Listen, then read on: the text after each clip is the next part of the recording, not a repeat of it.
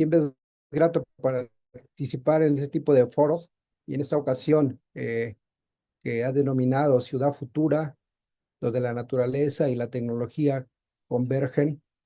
Y bueno, esta charla la he titulado Aguas residuales urbanas, problemática, alternativas biotecnológicas de tratamiento y diversidad de reuso. Ya mencionaste, yo soy un académico que pertenece a la Universidad Veracruzana, al Instituto de Biotecnología y Ecología Aplicada de la ciudad de Jalapa, Veracruz. Bueno, eh, es interesante que para tomar como marco esta plática de ciudad futura, los objetivos establecidos por la Organización Mundial de las Naciones Unidas, la ONU, eh, que en 2015 estableció los objetivos del desarrollo sostenible y entre ellos el objetivo 11 que aborda eh, el interés de manejar ciudades y comunidades sostenibles. Parte del objetivo es lograr que las ciudades sean más inclusivas, seguras, resilientes y sostenibles. Se dice que las ciudades representan el futuro del modo global de vida. Y esto se debe principalmente a la tendencia que está teniendo la población humana en el mundo. Los datos indican que la población alcanzó unos 8.000 millones de personas en 2022 y que gran parte de esta población vive en las ciudades. Se prevé que para el año 2050 el 70% de la población vivirá en ciudades. Actualmente,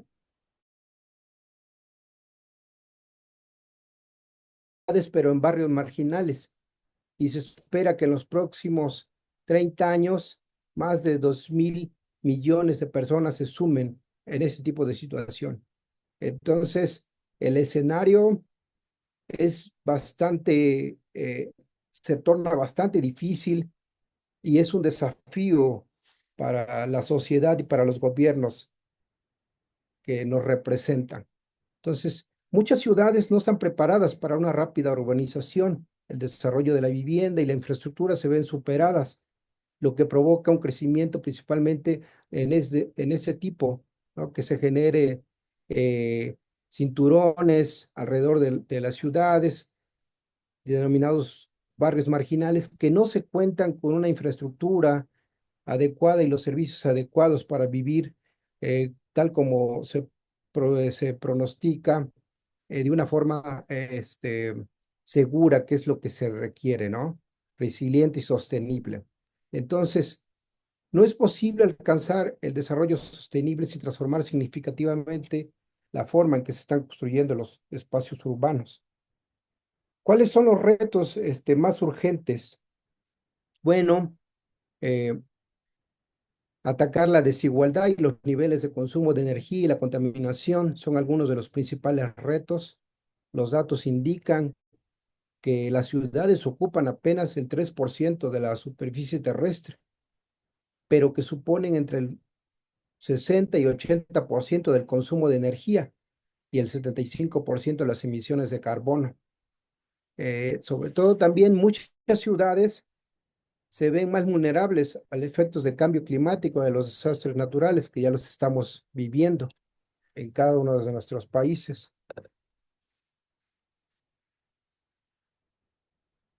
¿Qué pasa en torno al agua?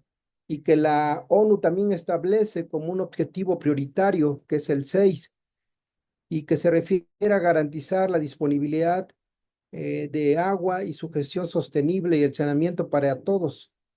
Sabemos que el agua es un derecho humano.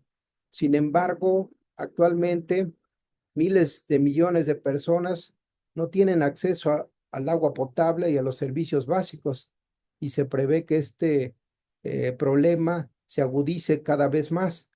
Y eso se debe principalmente al rápido crecimiento de la población y que la urbanización o las ciudades no cuentan con los servicios y con la infraestructura adecuada para soportar este crecimiento.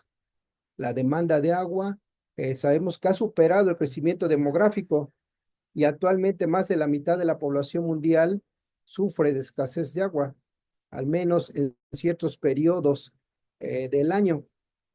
Entonces, se prevé que la escasez de agua aumente con el incremento también de las temperaturas globales, que ya lo estamos viviendo.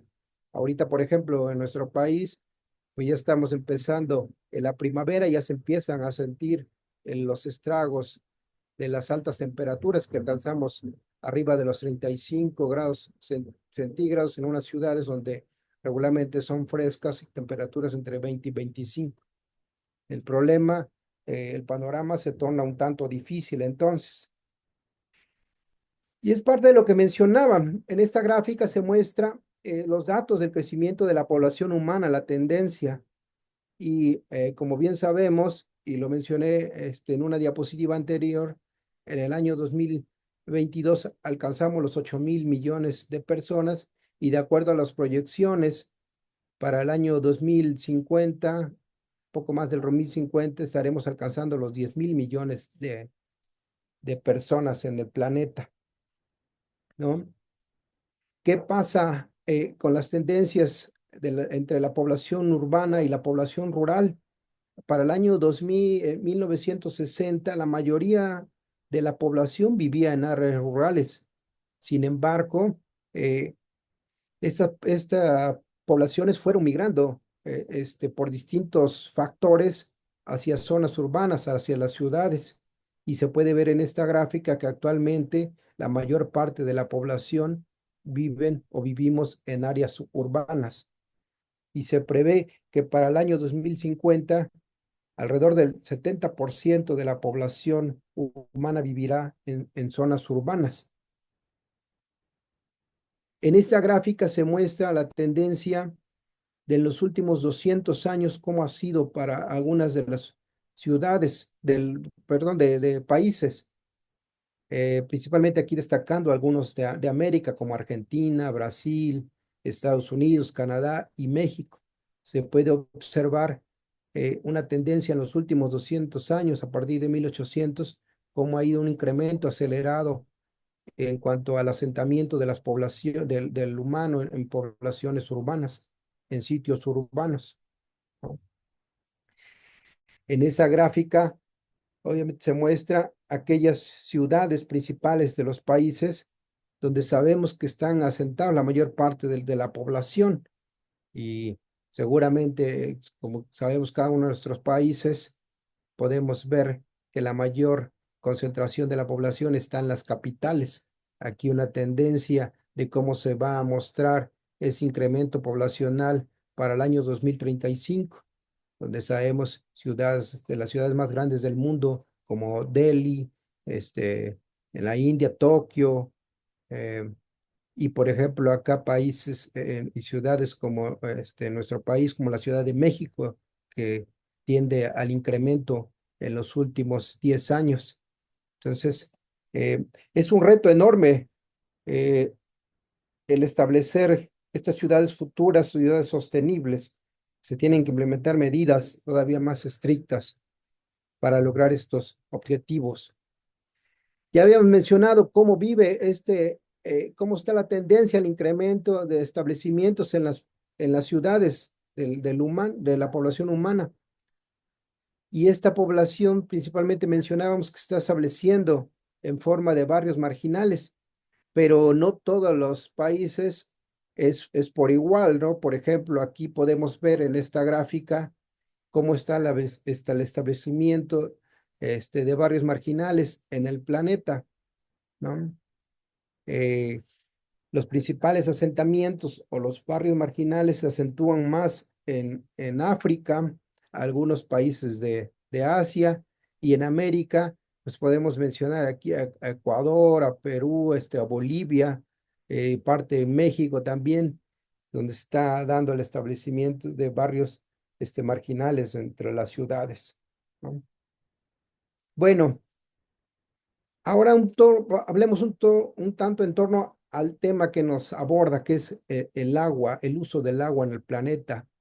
En esta gráfica se puede ver la cantidad de agua dulce extraída para el año, como ejemplo, para el año 2021. Se puede ver en el mapa que las extracciones de agua dulce son diferentes para cada uno de los países en el planeta y tiene relación con el poder adquisitivo, con el mayor poder económico que tienen los países. Entonces, por ejemplo, en América podemos ver que países como Estados Unidos puede extraer anualmente alrededor de cerca de 1 trillón de metros cúbicos anuales.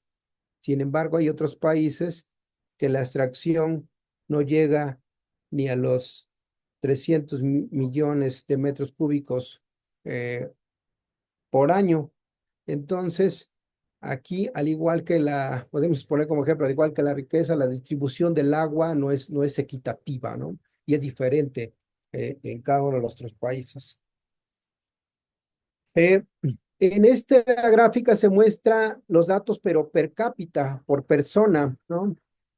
Donde se ve que los, que la mayor cantidad per cápita se encuentra en la zona de África, ¿no? Que tienen extracciones anuales menores de los 5.000 metros cúbicos.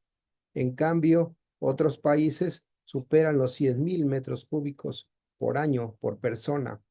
Entonces, se puede notar las diferencias enormes entre la disponibilidad de agua dulce por persona por año. Sabemos que el agua extraída se puede dividir en tres grandes usos. Uno es la industrial, otro la destinada a la agricultura y otro para las aguas domésticas, que es el tema que nos aborda principalmente.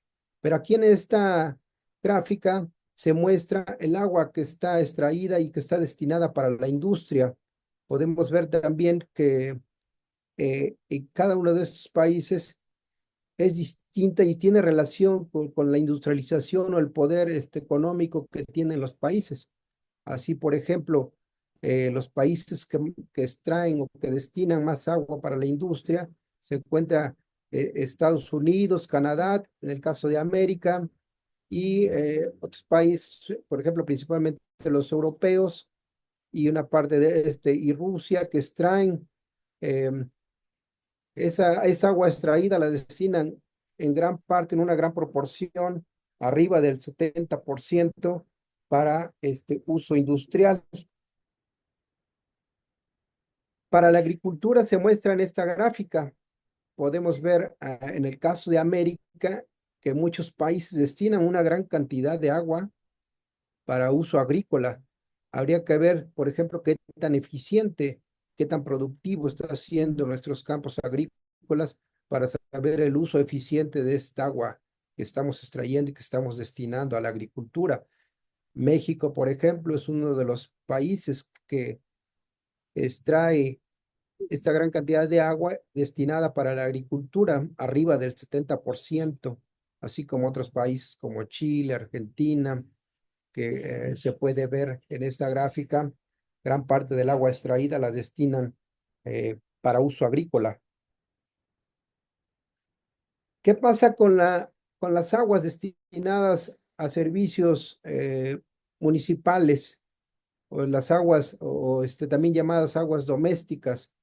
Que es en esta gráfica se puede ver una imagen del planeta, que gran parte del planeta destina una menor cantidad de agua a, a- a los servicios municipales, ¿no?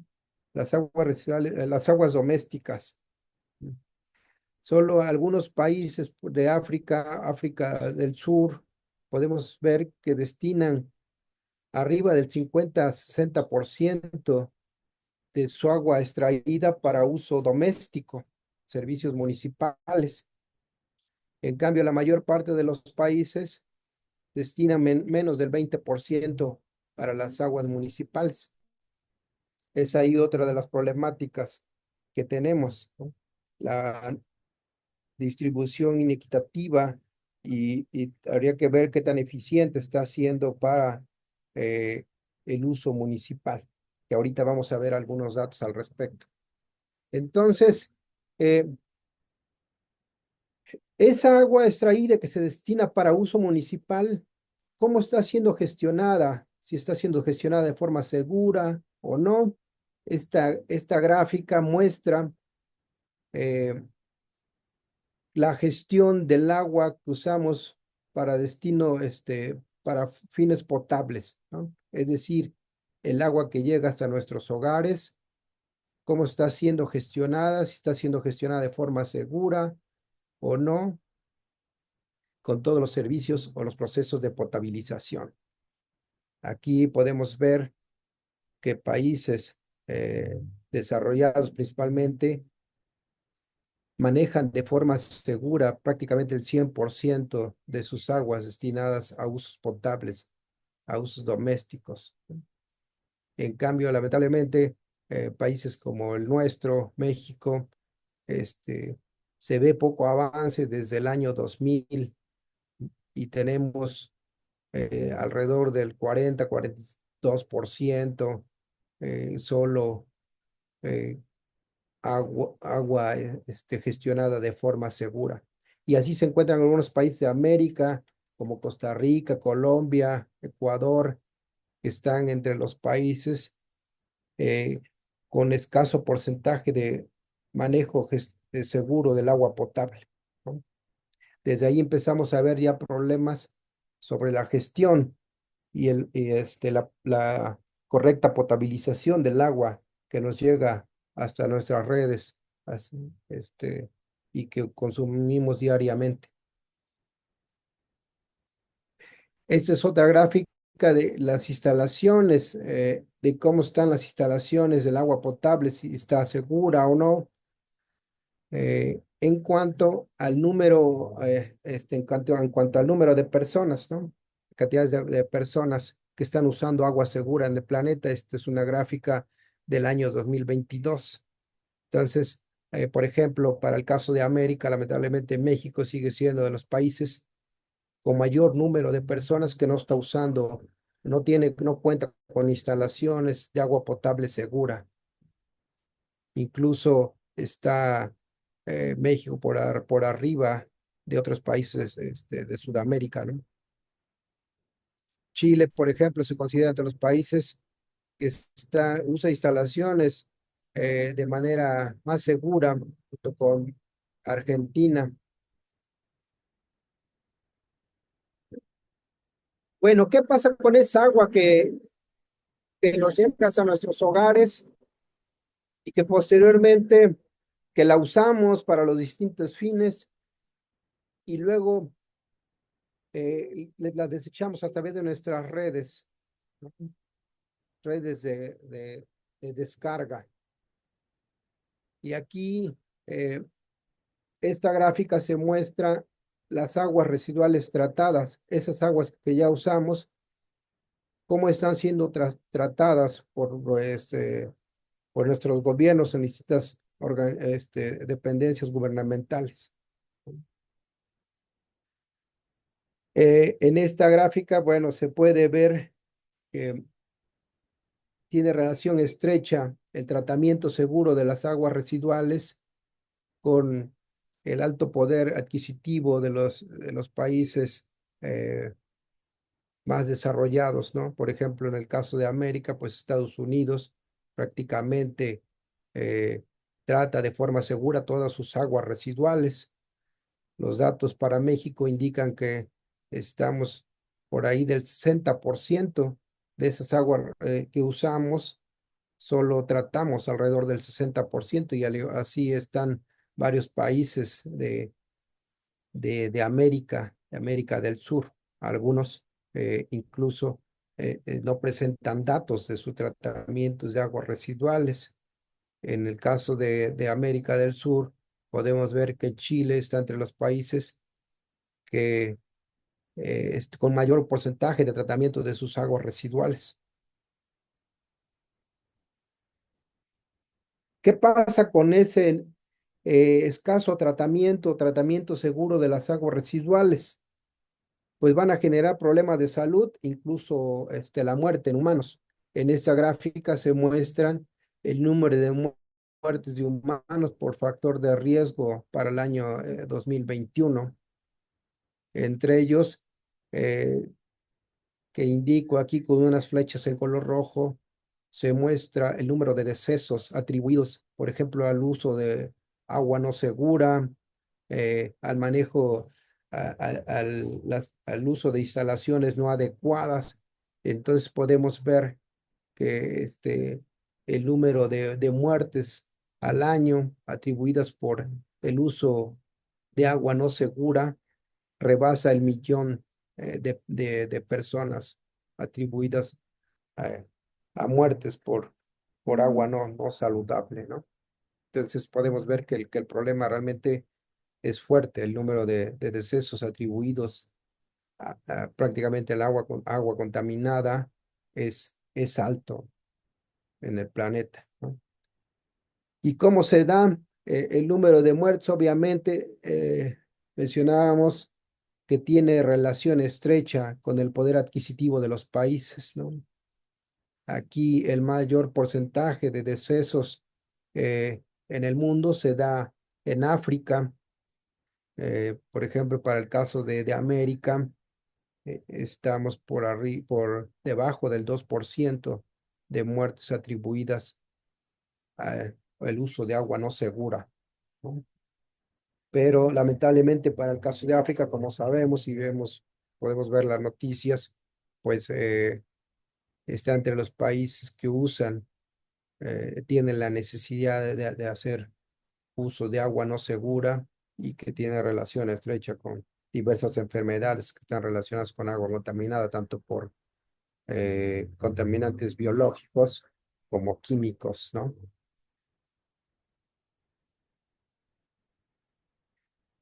Bueno, ¿qué pasa con esas aguas que llegan potables hasta nuestros hogares, las usamos y son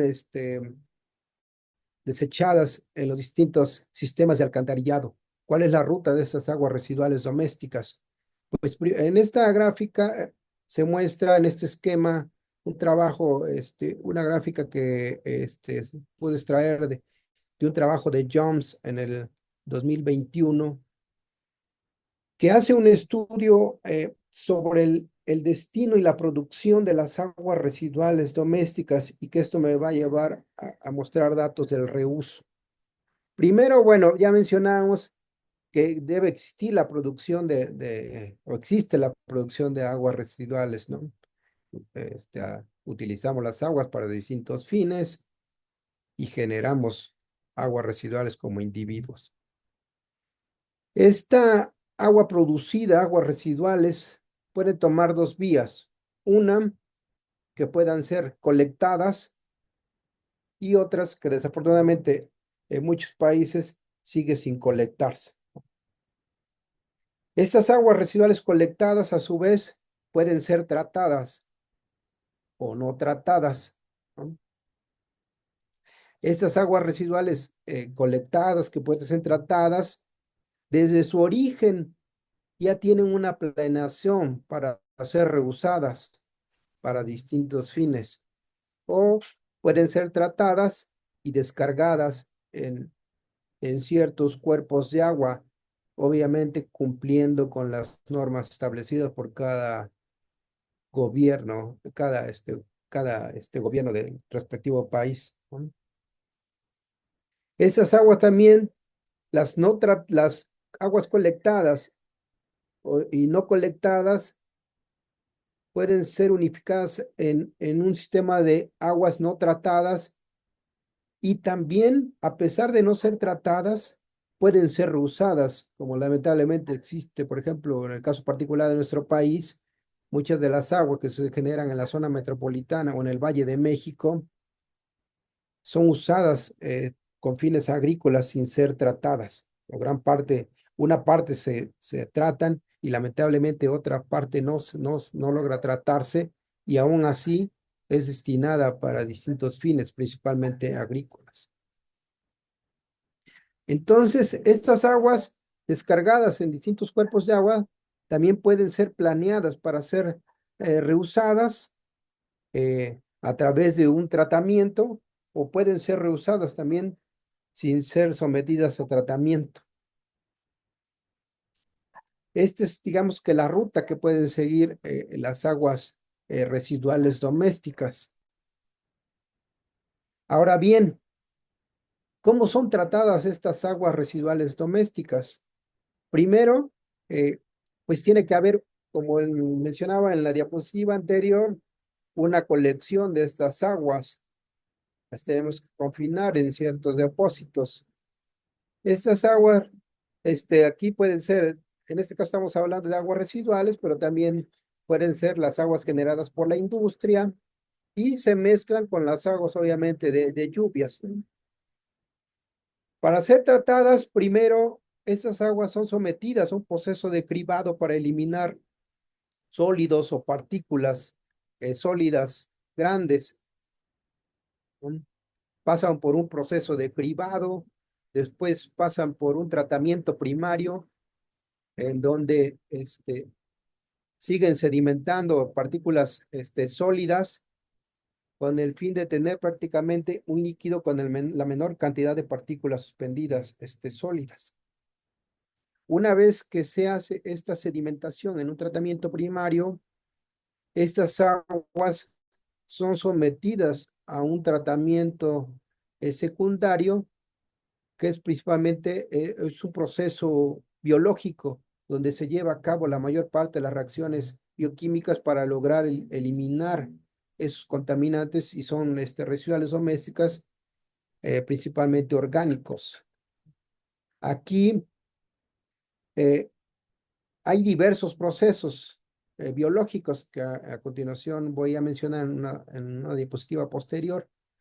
Sin embargo, en estos procesos, debido al metabolismo, también se generan lodos.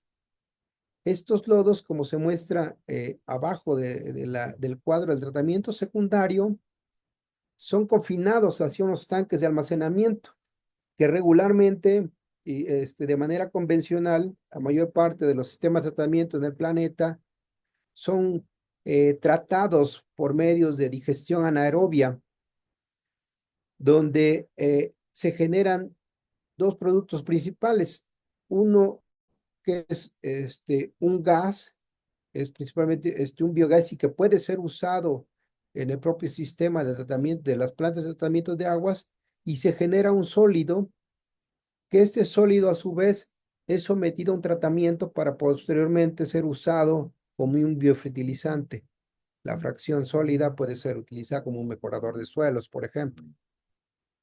Posteriormente al tratamiento secundario, eh, estas aguas residuales, dependiendo de los componentes que tengan, puede ser sometido a un tratamiento terciario, que puede ser, también se llama un tratamiento avanzado, en donde puede ser destinado o confinado para eliminar ciertos componentes que no se lograron eliminar en el tratamiento secundario. Y finalmente, esta agua tratada puede ser reusada. Ajá. Bueno, ¿cuáles son los tratamientos secundarios o los sistemas de tratamiento de aguas residuales, en este caso domésticas? Y que los tratamientos, recordemos que los tratamientos secundarios son los tratamientos biológicos. Esos tratamientos de manera general los podemos dividir en tratamientos aerobios y tratamientos anaerobios por las características de los organismos o microorganismos que empleamos. Y dentro de los tratamientos aerobios podemos tener diversas configuraciones, ¿no? De reactores. Podemos tener, por ejemplo, reactores de lodos activados, reactores de lodo secuenciado, reactores de biomembrana, lagunas aireadas, humedales artificiales. Y en los tratamientos anaerobios podemos mencionar parte de los reactores convencionales, como los reactores USB, que normalmente son empleados para someter a procesos metanogénicos, donde se genera metano, que es un biogás que puede ser usado dentro del propio sistema de la planta de tratamiento, o reactores anaerobios también como desnitrificantes y reactores ánamos, que son más particulares para eliminar, por ejemplo, también altas concentraciones de compuestos nitrogenados. Sí, existen diversas configuraciones y diversos tratamientos de acuerdo a la capacidad y a los organismos que estamos utilizando como catalizadores para eliminar esos componentes que tienen las aguas residuales. Bueno,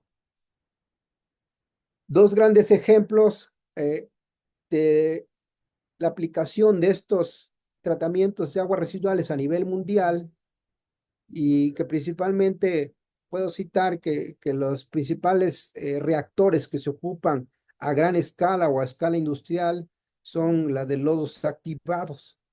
Y aquí les muestro un ejemplo de las dos o una de las dos plantas de tratamiento más grandes del mundo, y entre ellas nosotros tenemos a una de estas. Pero una de ellas es la del Benton Sewage Treatment Works en Londres, que trata las aguas residuales por un estimado alrededor de 3.5 millones de personas. Esta la pueden ver a su lado izquierdo, esta planta de tratamiento, una toma aérea donde tiene destinado alrededor de 100 hectáreas para esta planta de tratamientos. Y esta tiene una configuración de lodos activados, donde el proceso, si recuerdan anteriormente, es un proceso aerobio, donde son tratadas las aguas residuales, y de ahí eh, también los lodos que se generan son tratados por digestión anaerobia. Y según los datos de esta planta sobre su operación, genera alrededor del 23% de la energía por esta vía del tratamiento de digestión anaerobia, genera alrededor del 23% de todo el consumo de energía que emplea, es generado por este proceso de la digestión anaerobia. Entonces, está reusando esos residuos, los están reutilizando de esta forma. También generan un biofertilizante que le mencionaba, aparte de los sólidos, eh, son tratados, y esos sólidos ya estabilizados metabólicamente pueden ser usados con fines de biofertilizante. Gran parte de estas aguas son ya descargadas al río Tames, que como saben es uno de los principales, el principal río que atraviesa Londres, ¿no? Y uno de los atractivos de la ciudad. Otra de las plantas es la planta de tratamiento de aguas residuales de Atotonilco, acá en México, que trata las aguas residuales de una de las zonas metropolitanas más grandes del planeta, que es la del Valle de México, en donde actualmente se estiman un asentamiento de la población humana alrededor de más de 25 millones de habitantes, que incluye parte de la Ciudad de México, el Estado de México. Estas aguas residuales son descargadas a través de grandes túneles hasta el valle de Atotonilco, que está en un estado contiguo a la zona metropolitana, que es en el estado de Hidalgo. Y se dice, según los datos, que tiene una capacidad, un flujo de 50,000 litros por segundo. Es una de las plantas de tratamientos más grandes del planeta. Sin embargo, a pesar de tener esta capacidad, no logra atender todas las aguas residuales generadas de esta zona metropolitana. Entonces, eh, sí podemos decir que se están implementando medidas. El actual gobierno que empezó el año pasado ya ha citado algunas adecuaciones, algunas reestructuraciones sobre hacer más eficiente el tratamiento de aguas, así como también el manejo y tratamiento de las principales cuencas que abastecen de agua potable a esta zona metropolitana. Eso es un anuncio que acaba de realizarlo esta semana, la Secretaría de Ciencia y Tecnología de nuestro país, en donde acaba de lanzar una convocatoria para tratar las tres principales cuencas que abastecen esta zona metropolitana. Entonces, se están implementando medidas para justamente tratar de contrarrestar y para atender estos retos que tenemos como ciudadanos. Bueno, en ese trabajo de Jones, lo que hace, y que se los mencioné anteriormente, sobre el destino de las aguas residuales, él hace un estudio y recaba de todas esas bases de datos, como las de la FAO, los de la ONU, gran parte de esa información y logra mostrar estas gráficas, que es los datos globales sobre las aguas residuales domésticas. Y podemos ver aquí en los incisos A, la producción de aguas residuales domésticas, el inciso B, la colecta, el inciso C, el tratamiento, y el D, el reuso de estas aguas, ¿no? Y en la gráfica A está la producción per cápita, que ya mencionaba eh, hace algunos momentos, cómo la producción, al igual que el uso, es no equitativo en el planeta.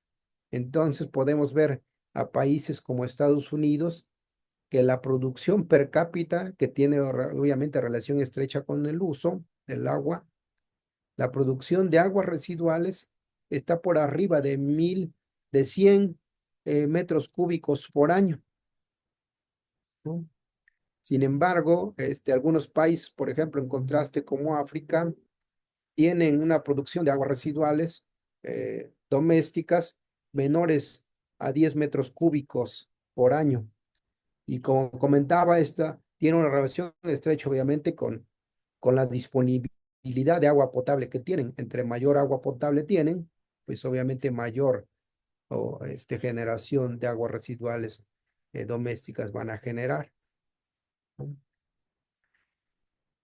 También ya vimos algunos datos de colecta en esta gráfica del inciso B. Podemos ver cómo está la colección de esas aguas domésticas. Y podemos ver que principalmente los países desarrollados pues tienen ya toda una infraestructura,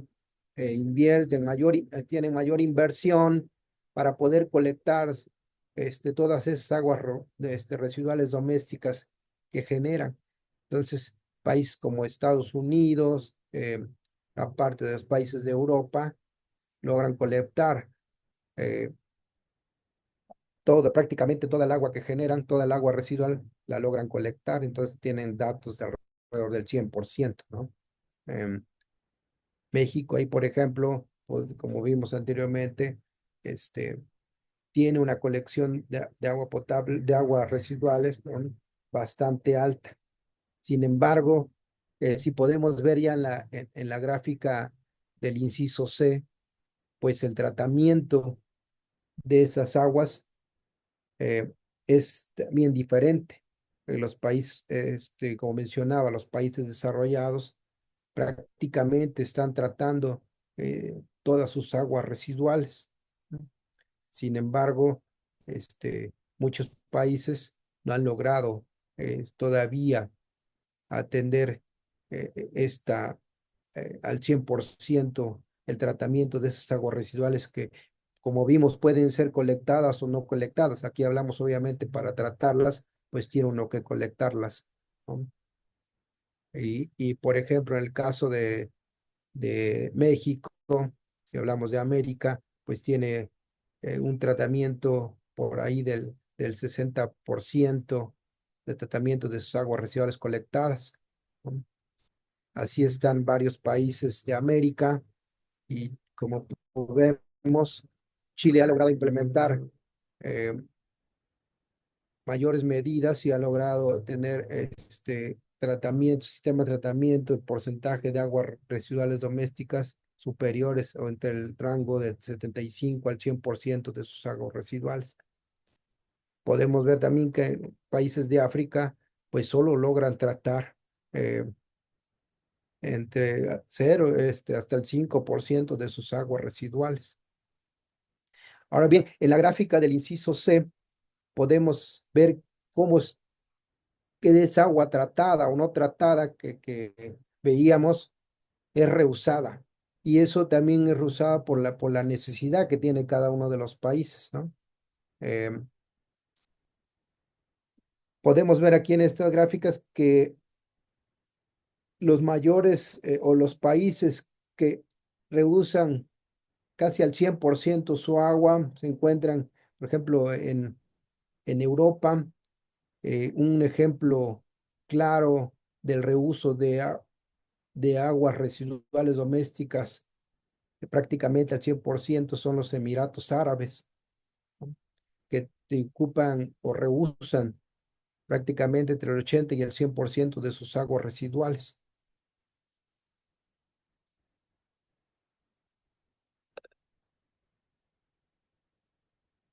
Bueno, perdón. Aquí en esta gráfica podemos ver más o menos en cantidades eh, lo que les mencionaba. Bueno, y no me deja ver.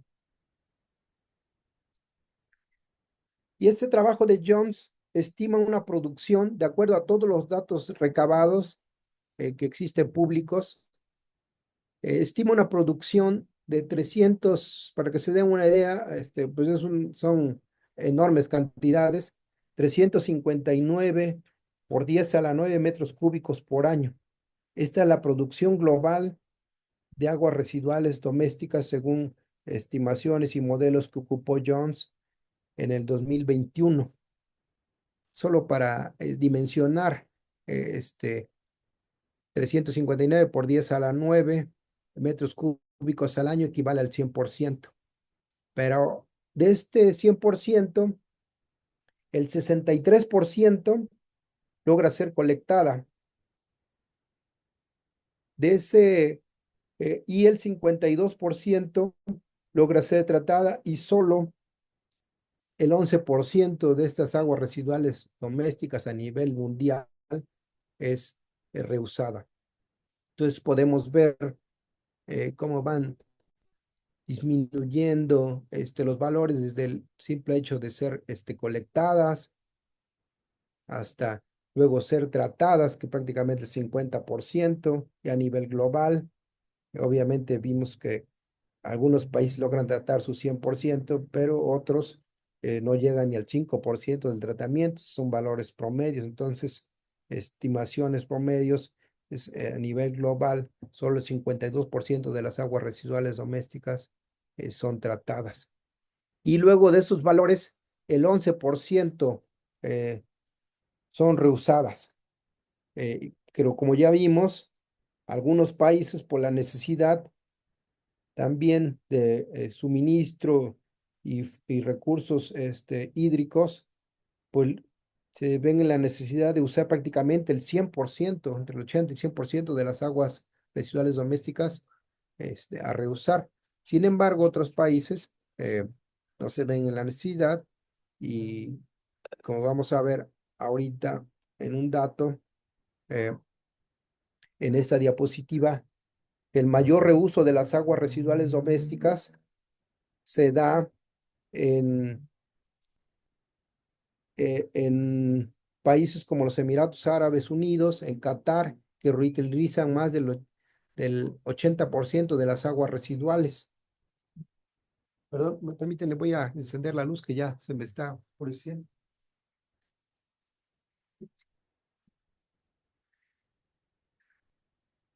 Sin embargo, como les decía, el reuso es bajo en zonas con suficientes recursos hídricos y mayores ingresos económicos, como por ejemplo la región de Escandinavia, que reusa solo menos del 5% de las aguas residuales domésticas. ¿Cuáles son los principales usos o reusos de estas aguas residuales domésticas? Según los datos, el principal reuso es para la irrigación, para la conservación del ambiente, por ejemplo, recarga de humedales artificiales, eh, la recarga de acuíferos, y en procesos industriales se ocupan principalmente para el enfriamiento. Esos son los principales. usos que se le dan actualmente a las aguas residuales domésticas. Bueno, eso es en torno al agua. Ya para finalizar esta plática, quisiera mostrarle algunos trabajos que estamos realizando en la biblioteca, en el grupo de trabajo del Laboratorio de Biotecnología Ambiental. Eh, y está relacionado justamente con estos residuos, pero otros generados de la basura municipal. Y me refiero a los lixiviados, esa fracción líquida que se genera del procesamiento de los residuos orgánicos, en este caso orgánicos municipales, o que sabemos que en los procesos de separación o en los componentes de la basura municipal podemos dividirlos en fracción orgánica o inorgánica. Dentro de los inorgánicos podemos encontrar papel, aluminio, etcétera, etcétera. Y eh, en este caso, unos trabajos que estamos realizando sobre el tratamiento de lixiviados de esa fracción orgánica de la basura municipal. Y para esto, para dimensionar un poco el problema, aquí presento algunos datos sobre la generación de residuos sólidos municipales en México, que se estiman alrededor de 103,000 toneladas al día. De estos, según los datos, se estima que el 84% es colectado y el 78% es depositado en rellenos sanitarios, ¿no? Y solo el 9% es reciclado. Y bueno, nosotros estamos trabajando los residuos orgánicos municipales en la ciudad de Jalapa, en donde estamos establecidos. Está nuestro centro de investigación, el Inbioteca. Y esta ciudad de Jalapa tiene una población aproximada de 450,000 habitantes y se estima que genera alrededor de 400 toneladas de residuos sólidos municipales al día. Como sabemos, de acuerdo a la composición de la basura municipal, alrededor del 50% de esta basura corresponde a la fracción orgánica. Y si tomamos en cuenta que el 80% de estos residuos orgánicos corresponde a agua, podemos estimar ahí la gran cantidad de volumen generado por estos residuos. Estos residuos tienen una alta concentración de diversos compuestos que son tóxicos para el humano y para el ambiente. Y entonces las normas internacionales y también las de cada país han establecido ciertos límites para descargas de estos residuos.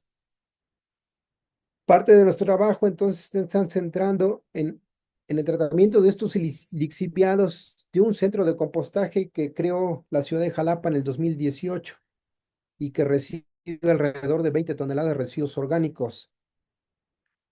¿Cómo estamos realizando estos trabajos?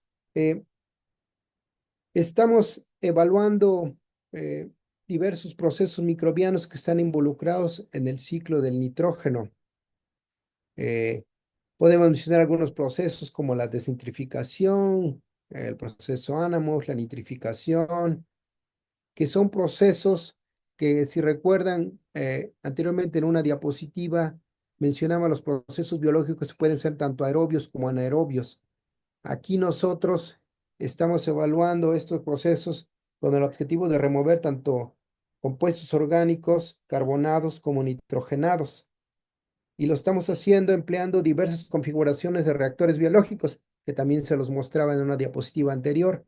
Aquí les muestro el ejemplo de un proceso de elaboración de procesos nitrificantes empleando unos reactores SBR, que también los mencioné anteriormente, y un proceso biológico desnitrificante montado en un reactor YCB.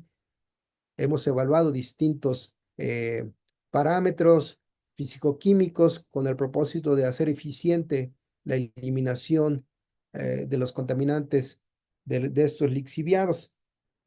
Hemos obtenido algunos resultados interesantes, unos de ellos ya han sido publicados, como el ejemplo de esta diapositiva, de un trabajo realizado por el doctor Miguel Ángel Martínez, donde evaluó un proceso secuencial de nitrificación, desnitrificación, eh, que fue publicado el año pasado, en donde se logra observar aquí de manera general, para resumen en estas gráficas, cómo se logra eliminar el nitrógeno en forma de amonio, que está presente en altas concentraciones en los lixiviados, así como también la materia orgánica medida en forma de demanda química de oxígeno.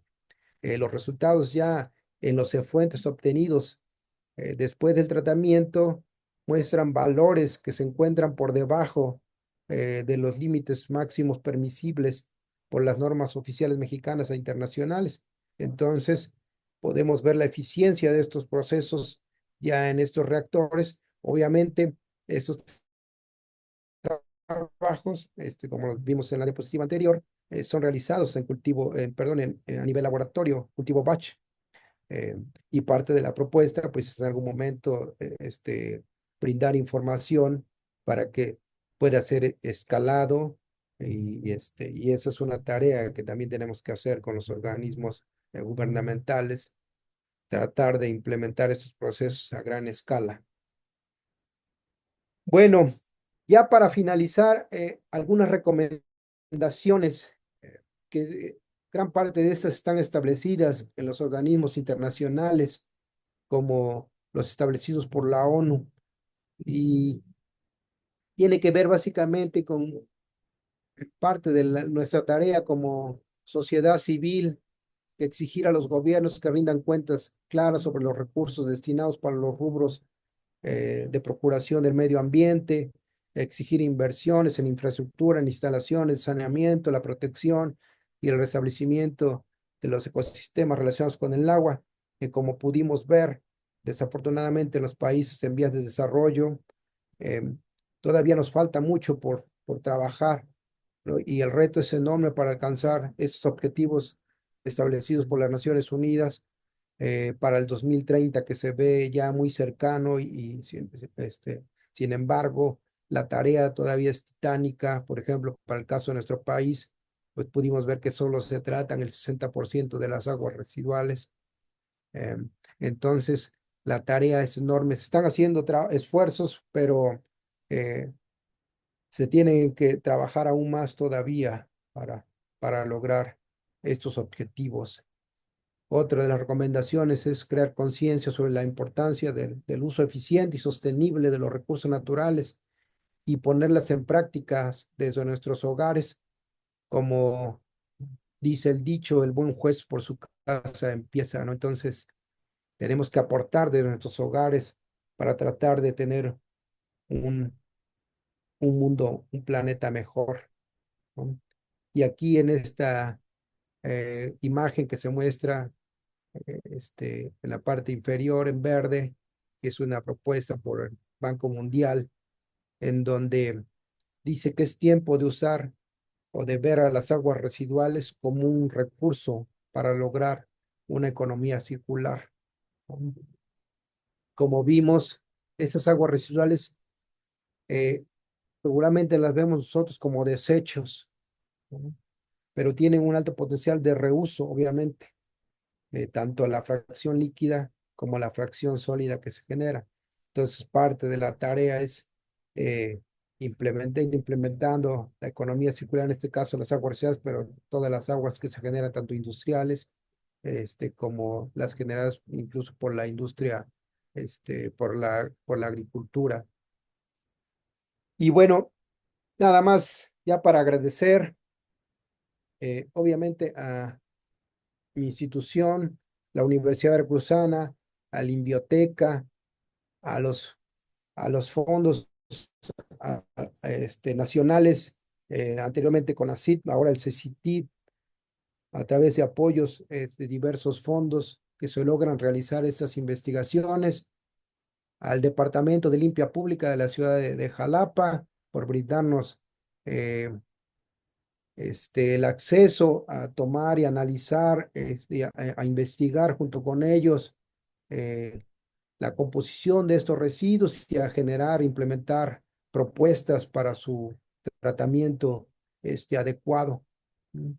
A diversos estudiantes de licenciatura, que me será difícil nombrar uno por uno, tanto de licenciatura como de posgrado, y a diversos académicos, colaboradores en estos trabajos que hemos desarrollado. Y obviamente, agradecer a Karim, a Latinoamérica, por nuevamente brindar la oportunidad para expresarnos a través de estos foros. Muchas gracias.